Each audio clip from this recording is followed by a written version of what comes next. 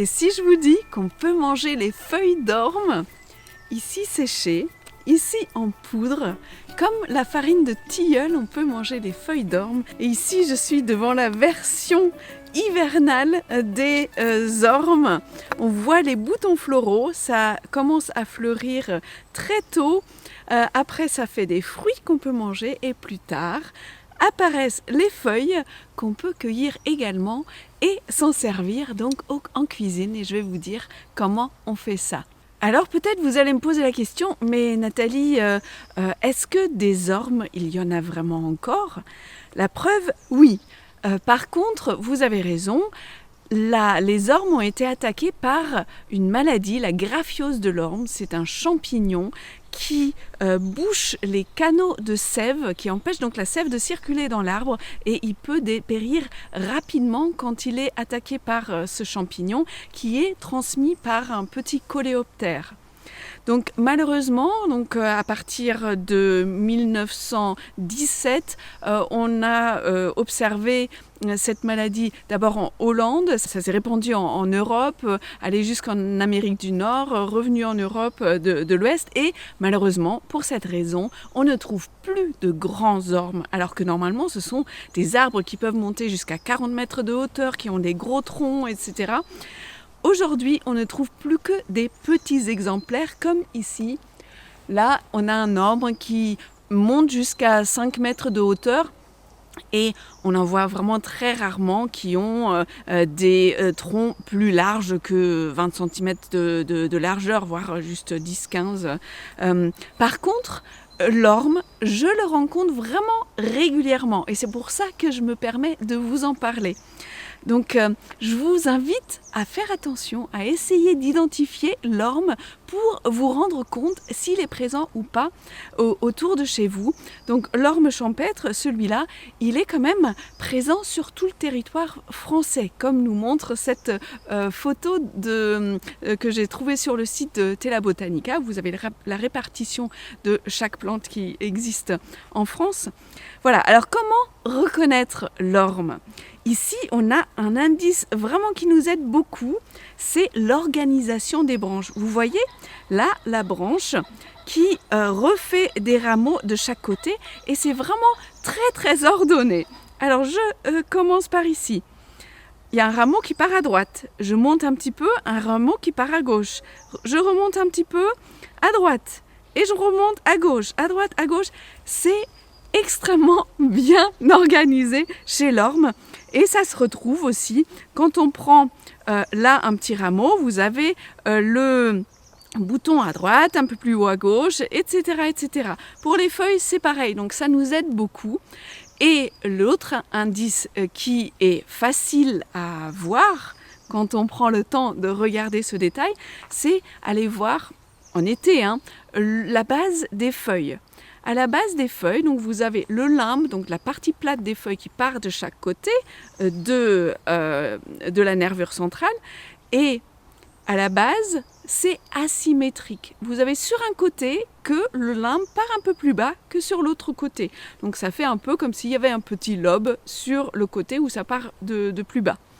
Donc ça, c'est facile à voir. Donc ce côté vraiment très ordonné alterne, plus la base des feuilles asymétriques. Et puis bien sûr, observer les arbres au printemps.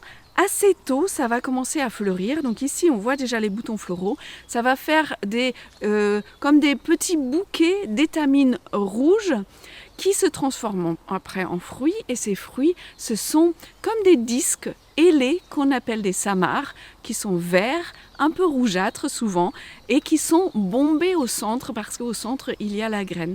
Et ces petits samars, quand ils sont jeunes, sont comestibles aussi. C'est croquant, assez doux, et j'en mets dans mes salades, c'est très sympa aussi. Alors, revenons aux feuilles. Donc, il s'est trouvé que Au fond de mon jardin, il y a de l'orme qui s'est implanté, pas très haut, comme d'habitude maintenant, et ça a pris un peu trop de place sur nos espaces de vie dans le jardin l'année dernière. Donc j'ai coupé quelques branches, j'ai taillé quelques branches, et puis bien sûr, vous pensez bien que je ne laisse pas gâcher les feuilles qui sont dessus. Donc je les ai juste étalées pour les sécher, et une fois que c'était sec, je les ai mis dans des bocaux. Donc quand c'est sec, c'est bien cassant, donc je les ai mis dans les bocaux pour les conserver. Et puis pour m'en servir au fur et à mesure, je passe les feuilles dans le blender et puis j'en fais une poudre que je passe quand même au tamis pour enlever les fibres, les petits brins qui restent pour que ça soit bien agréable, une bonne poudre. Et ça, je vais utiliser ça dans des pâtisseries pour faire des petits gâteaux, des pâtes à quiche, des pâtes à pain, pâtes à crêpes, etc. Alors, je rallonge de la farine classique, je ne mets pas uniquement de la farine, de la poudre de feuilles d'orme. C'est assez fort en goût quand même. Si vous connaissez le matcha, ça ressemble un petit peu. Peut-être un peu moins fort que le matcha, mais un goût un peu herbeux, une très légère amertume, une petite astringence. Donc j'en mets 10 à 20% pour 80 à 90% de farine classique. Et ce qu'on peut faire aussi, je vous ai parlé de matcha, on peut aussi faire un matcha local aux feuilles d'orme, bien sûr pas avec les mêmes propriétés, donc c'est pas stimulant comme le matcha qu'on cultive au Japon, mais les feuilles d'orme ont été utilisées notamment pour leur côté bénéfique en cas de diarrhée. J'utilise aussi la poudre de feuilles d'orme dans j'appelle ça des boules énergétiques. Je vous mets la recette dans l'article qui va accompagner cette vidéo avec de la banane écrasée, de la noix de coco râpée. Donc ça fait des boules bien nutritives qu'on peut emmener en randonnée ou alors grignoter en encas. Et c'est bien sympa. Alors si vous aussi vous voulez essayer la poudre de feuilles d'orme, allez à la rencontre de l'orme et bien sûr assurez-vous qu'il soit bien présent, abondant autour de chez vous avant d'en cueillir. Ne déplumez pas l'arbre, mais prenez-en un petit peu ici ou là, ou profitez d'une taille de haie comme moi je l'ai fait chez moi pour récupérer les feuilles sur les branches.